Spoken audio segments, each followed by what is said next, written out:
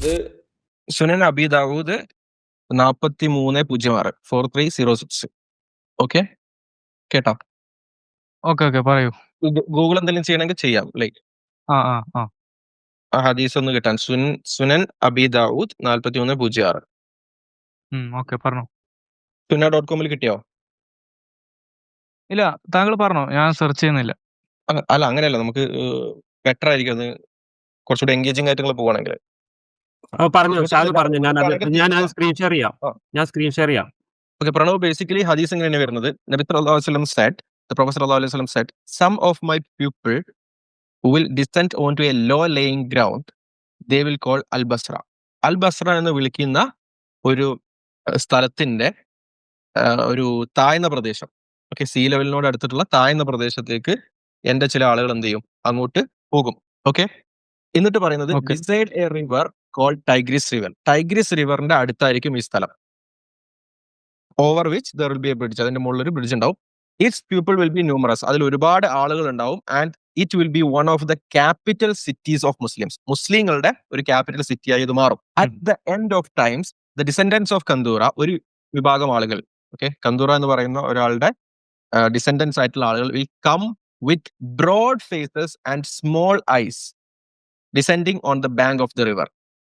അവരെന്ത് ചെയ്യും, വലിയ മുഖവും ചെറിയ കണ്ണുമുള്ള ആളുകൾ അവിടെ വന്നിട്ട് അവിടേക്ക് വരും ലോകാവസാനമാകുമ്പോൾ. At the end of the times the town inhabitants will split into 3 sections. 3 വിഭാഗം ആളുകൾ ഉണ്ടാവും.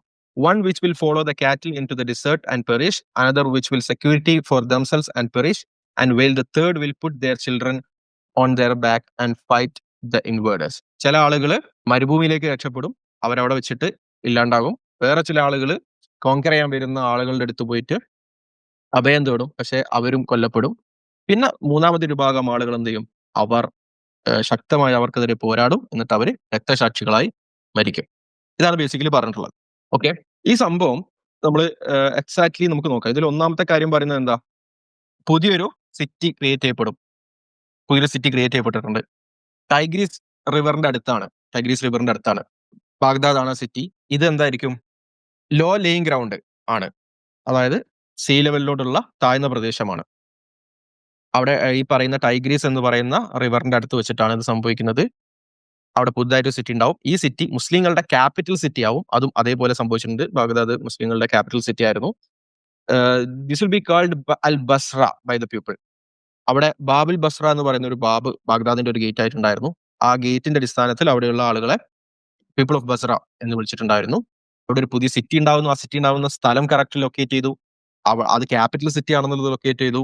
പരാജയപ്പെടും എന്നുള്ളത് പറഞ്ഞു. എന്ന് മാത്രമല്ല, അവരെ ആരാണ് അറ്റാക്ക് ചെയ്യാൻ പോകുന്നത് എന്നത് പോലും വളരെ കൃത്യമായി അവരുടെ ഫിസിക്കൽ ഡിസ്ക്രിപ്ഷൻ അടക്കം ഹദീസുകളിൽ നമുക്ക് കാണാൻ സാധിക്കും.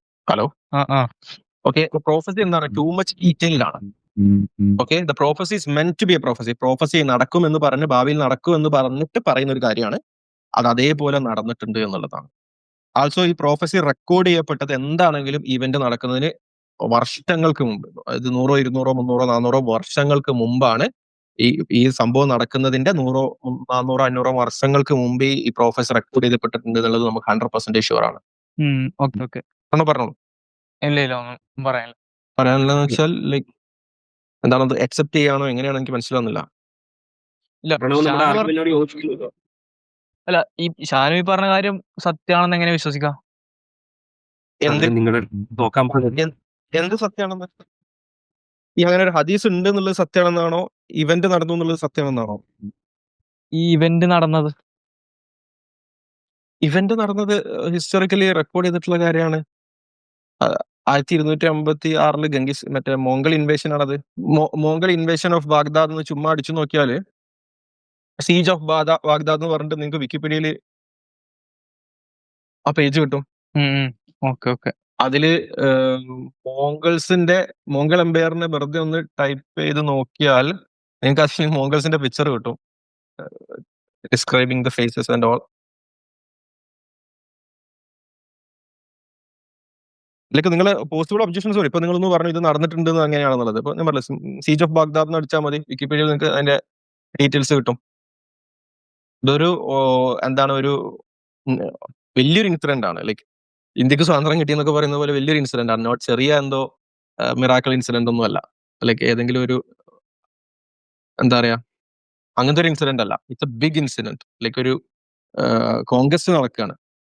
ഇപ്പൊ ഇസ്രായേലും പലസ്തീനും തമ്മിൽ യുദ്ധം നടക്കുന്നുണ്ട്, അല്ലെങ്കിൽ ഇസ്രായേൽ പലസ്തീനെ ആക്രമിക്കുന്നുണ്ട് എന്ന് പറയുമ്പോൾ നമുക്ക് കിട്ടുന്നത് പോലുള്ള എവിഡൻസ് ആണ്.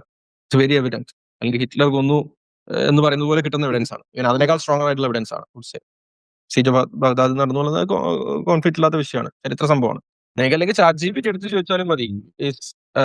സീജ് ഓഫ് ബാഗ്ദാദ് ഹാപ്പൻഡ്, അല്ലെങ്കിൽ ഡിഡ് മുസ്ലിംസ് വിൻ, അതല്ലെങ്കിൽ ഹൂ വാസ് ദ